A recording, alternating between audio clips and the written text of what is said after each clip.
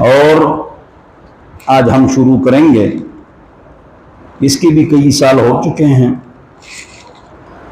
سورہ مائدہ چھٹا پارہ۔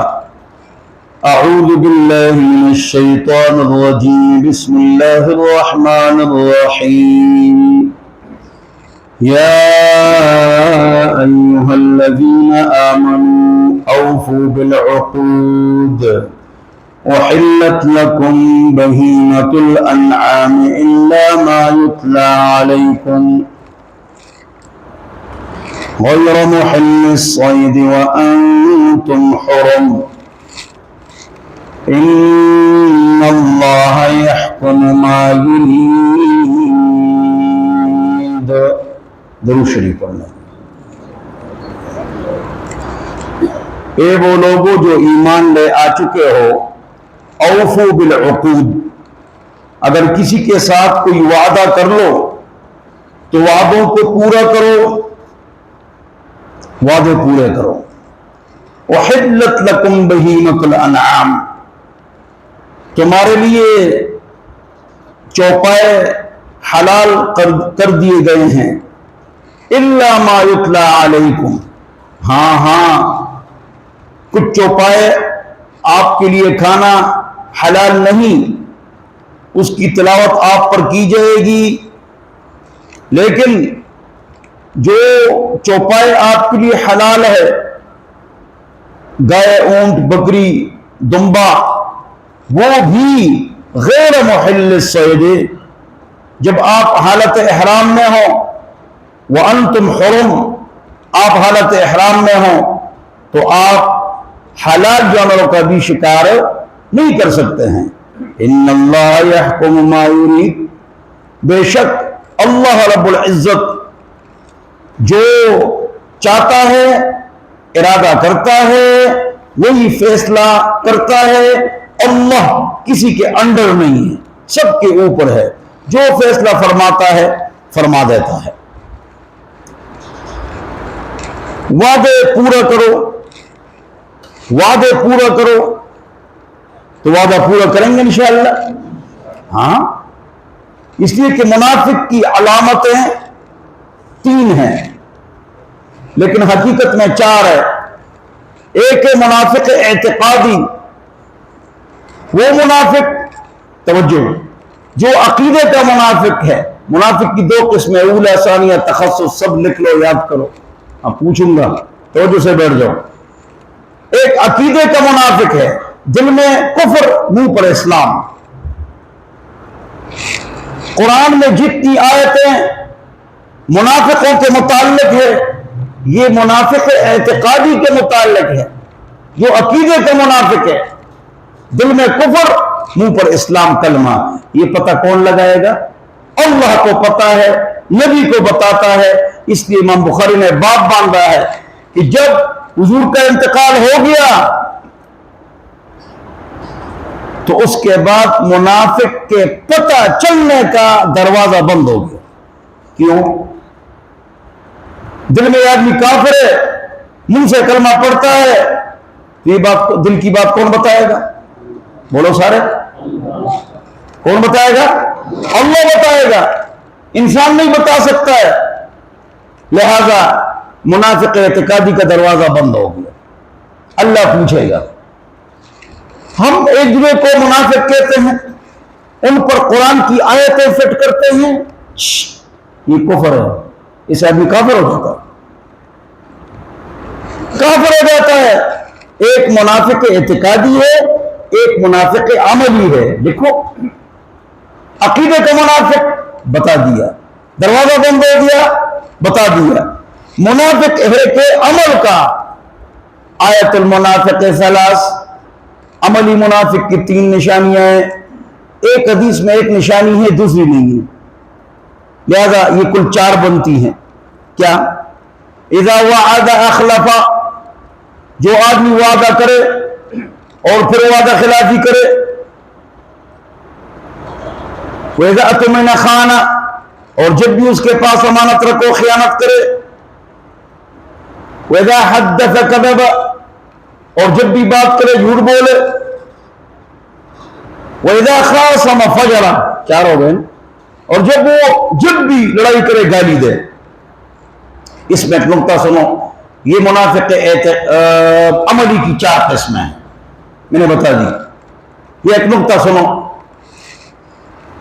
کہ جب بھی وہ گالی بات کرے تو گالی دے، لڑے. جب بھی وعدہ کرے مخالفت کرے، جب بھی اس میں اشارہ ہے کہ ایک آدمی چاہے نیک بھی ہو اس سے وعدہ خلافی ہو سکتی ہے. ایک نیک آدمی گالی دے سکتا ہے، ایک نیک آدمی امانت میں خیانت کر سکتا ہے. اگر اس حدیث کو دیکھا جائے پھر تو سارے منافق ہیں. کوئی گالی ہم سے نکل جاتی ہے، وعدہ خلافی ہم سے ہو جاتی ہے، جھوٹ ہم سے ہو جاتا ہے، امانت میں خیانت ہو جاتی ہے. ہمیشہ خیانت کرے، ہمیشہ گالی دے، تب اشکال ختم ہو گیا. اشکال کیا ہو گیا؟ اذا، جب بھی. یہاں پر ایک نقطہ ہے، وہ یہ ہے کہ میں نے آپ سے وعدہ کیا کہ آپ کی شادی میں آؤں گا اور نہیں آیا. میں نے آپ سے وعدہ کیا کہ میں آپ کو 10,000 روپے دوں گا انشاءاللہ. انشاءاللہ خبر اور وعدے کو پکا کرتا ہے اور انشاء کو باطل کرتا ہے. طلاق، نکاح، اقرار اور غلام کو آزاد کرنا، اگر اس کے ساتھ انشاءاللہ کہو تو نہیں ہوتی.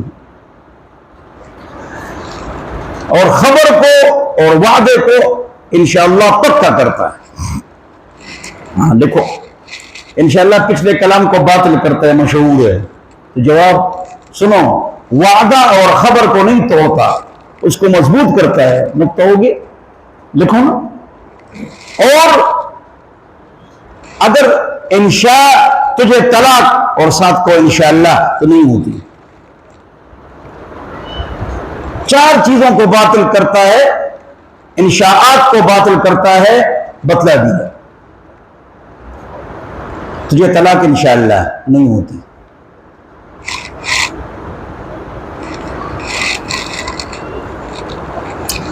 اچھا، وعدہ خلافی انسان سے ہو جاتی ہے تو آپ یہ نہیں کہیں گے تو نے گالی دی تو منافق ہے، تو نے وعدہ خلافی کی تو منافق ہے. نہ، ہر انسان سے غلطی ہو سکتی ہے، غلط ہے. ہمیشہ اگر وعدہ خلافی کرے ہوئے گی. ہاں سمجھو، منافق کی 2 قسمیں یاد کرو. اچھا، اب ایک اور بات سنو. میں نے آپ سے وعدہ کیا کہ میں آپ کے گھر آؤں گا، آپ کو 10,000 روپے دوں گا، آپ کو بیٹی دوں گا. یہ بھی وعدہ ہے، ممی یہ وعدہ ہے. آپ کی شادی میں آؤں گا وغیرہ. اب توجہ میری طرف، ادھر نہ پیچھے مت دیکھو. ایک بچہ ہے چیخ رہا ہے، بس مجھے سنو، پیچھے کیوں دیکھتے ہو؟ ادھر دیکھو.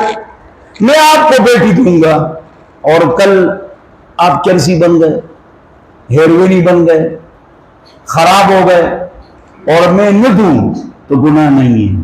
میں نے تو وعدہ کیا تھا کہ آپ کو بیٹی دوں گا اور ممی تو وعدہ ہے. جواب، وعدہ ویسے توڑنا حرام ہے، اگر شرعی عذر آ گئے اور وعدہ توڑو تو یہ گناہ نہیں. سمجھ گئے؟ اس پر حدیث حضرت محمد پاک صلی اللہ علیہ وسلم کا ارشاد ہے، ابو داؤد شریف کی روایت ہے، جو آدمی کسی کے ساتھ وعدہ کرے کہ میں یہ کام کروں گا، بعد میں کوئی شرعی عذر آ جائے اور وہ وعدہ توڑ دے، حضور فرماتے ہیں وہ وعدہ خلاف وہ نہیں ہے. وہ وعدہ خلاف حضور نے فرمایا. میں نے آپ کو بیٹی دی، آپ چرسی بن گئے، اب انکار کریں گے؟ عذر آ گیا. میں نے آپ کی شادی میں آنا تھا، نہیں آیا. میں نے آپ کی شادی میں آنا تھا اور نہیں آیا. آپ نے تو وعدہ کیا تھا میں آؤں گا. جواب یہ، دیکھو انسان باتوں کا بھول جاتا ہے، ایسی بات نہیں ہے.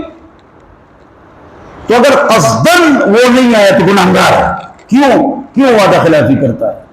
اس نے غلط کیا. بہرحال وعدے پورے کرو. آگے، جانور تمہارے اوپر حلال کر دیے گئے. کون سے؟ یہاں ایک نقطہ بتاتا ہوں، درس ختم. بس نقطہ سنو، مزیدار، دلچسپ، عجیب. اور حدیث حضرات کے لیے ایک نقطہ ہے، اگر ان کو آپ سمجھانا چاہیں تو ان کی بہترین نقطہ ہے۔ دیکھو قرآن و حدیث میں جن جانوروں کا ذکر ہے 8 جو حلال ہے، مثلا دمبا ہے، بکری ہے، گائے ہے، اونٹ ہے، اس کا ذکر تو قرآن و حدیث میں ہے، بھینس کا ذکر نہیں ہے۔ اچھا توجہ، تو اس کا ذکر تو نہیں ہے بھینس کا۔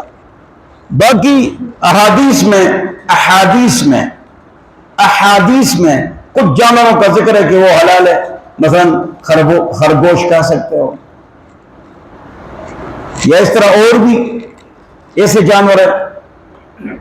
توجہ چاہیے، پرندے، کون سے پرندے حلال ہیں قرآن حدیث کی روح سے؟ تو 2 کا ذکر ہوگا، 3 کا ذکر ہوگا، پھر تو پرندے ہزاروں ہیں، جانور لاکھوں ہیں، اب کون سا پرندہ حلال ہے کون سا حرام ہے، کون سا جانور حلال ہے کون سا حرام ہے، اس کے لیے کیا دلیل ہے؟ کیا دلیل ہے؟ اگر آپ صرف قرآن حدیث پر چلو گے اور فقہ کو نہیں مانو گے، توجہ، پھر کون سے جانور حلال ہے کون سا حرام ہے، کون سے پرندے حلال ہے کون سا حرام ہے، تو یہ پھر کہاں سے پتہ چلا ہوگا؟ قرآن حدیث میں تو چند ہے، چیلے قطغا خونی کو بڑے حدیث ہے، چیلے کم جا قطغا خونی کو بڑا حدیث ہے کہ ایک دانت نیچے ہوتے ہیں یا اوپر ہوتے ہیں؟ نیچے ہوتے ہیں۔ حاجی رحمان صاحب فرماتے ہیں نیچے ہوتے ہیں، اور کوئی اس میں اختلاف ہے؟ بولو نا، سنو، ان کو پتہ نہیں ہے نا، سنو، مگرمچھ اوپر کا وہ ہلاتا ہے، گھوڑے اور گدھے کے دونوں طرف دانت ہوتے ہیں، بکرے کے نیچے دانت تو اوپر نہیں ہوتے ہیں، ان کو یہ بھی پتہ نہیں ہے، ٹھیک ہے نا جی؟ اب نیچے کے دانت ہوں اوپر کے نہ ہوں، اور جگالی کرے، جگالی شخون ہوئی، وہ حلال ہے، باقی سارا حرام ہے۔ ٹوپو ہے کنا ایسے ناستے مردانے، ٹوپو ہے کنا،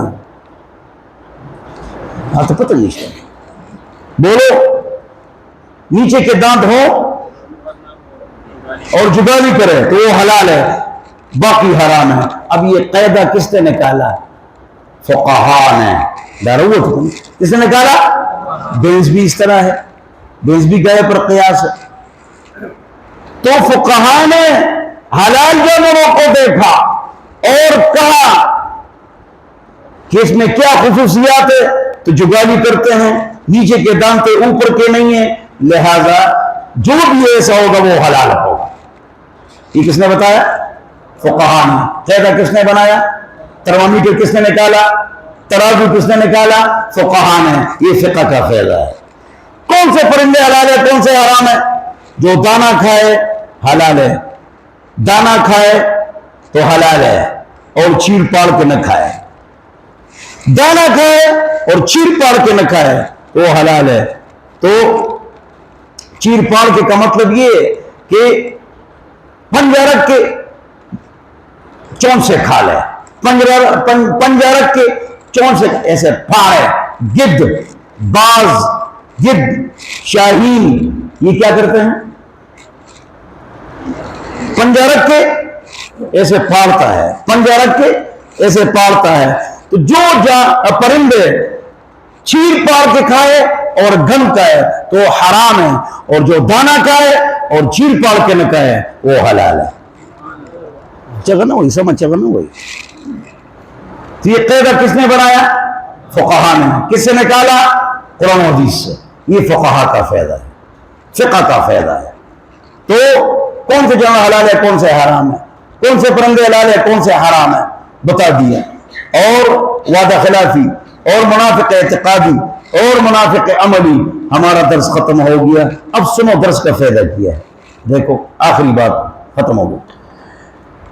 اگر ایک تالاب ہے اور اس میں پانی ہے، خوبصورت پانی ہے، اور اس میں پانی آ رہا ہے اور اس سے پانی جا رہا ہے، تو تالاب کا پانی خراب ہوتا نہیں، زنگ آلود ہوتا نہیں، توجہ سے، زنگ آلود ہوتا نہیں ہوتا، نہیں خراب ہوتا، سفید شفاف۔ ادھر دیکھو، اگر تالاب میں نہ پانی آئے اور نہ تالاب سے پانی جائے تو جواب دو اس کا پانی خراب ہو جائے گا، بدبودار ہو جائے گا اور زنگ آلود ہو جائے گا اور سبز زنگ اس کو لگ جائے گا تو کوئی پینے کے قابل نہیں ہوگا۔ کیوں؟ نہ پانی آ رہا ہے نہ جا رہا ہے، اور اگر آئے جائے وہ شفاف رہتا ہے، پاک رہتا ہے۔ تو جب یہ مثال آپ سمجھ گئے تو درس کی مثال یہ ہے کہ یہ جو دل ہے یہ تالاب ہے، اس میں جو پانی ہے یہ ایمان ہے، اس میں پانی کا آنا درس سننا ہے، اس سے پانی کا جانا اس درس پر عمل ہے، تو آپ کا ایمان تر و تازہ رہے گا، آپ کا ایمان تر و تازہ رہے گا۔ کب؟ جب قرآن حدیث کا درس سنیں گے۔ ہمارے تبلیغی بزرگ فرماتے ہیں، اے دنیا سنتے ہو، بولتے ہو، سوچتے ہو، دیکھتے ہو، دنیا سنتے ہو، بولتے ہو، سوچتے ہو، دیکھتے ہو، دنیا کی محبت آپ کے دل میں بیٹھی ہوئی، تو دن سنو، بولو، تو پھر انشاءاللہ یہ چیز آپ نے بیٹھ گئی۔ اب اگر آپ نے دن سنتے ہیں، نہ دن پر عمل کرتے ہیں، نہ درس میں بیٹھتے ہیں، تو پھر کیا ہوگا؟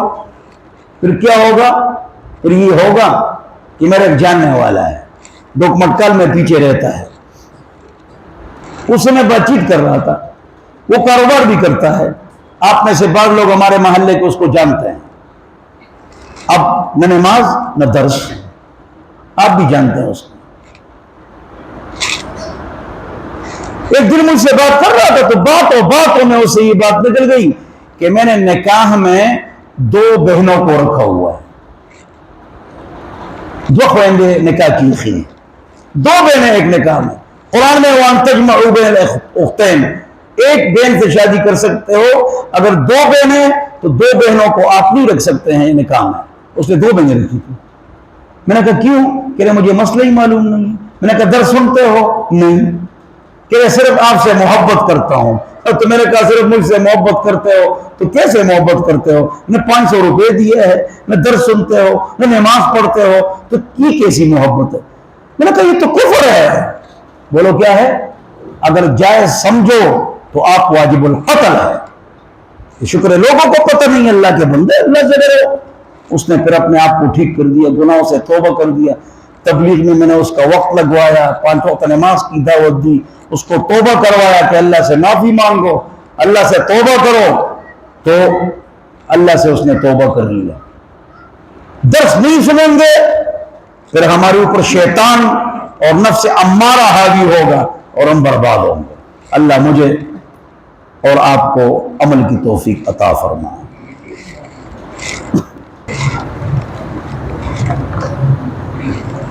اصل میں بات یہ ہے کہ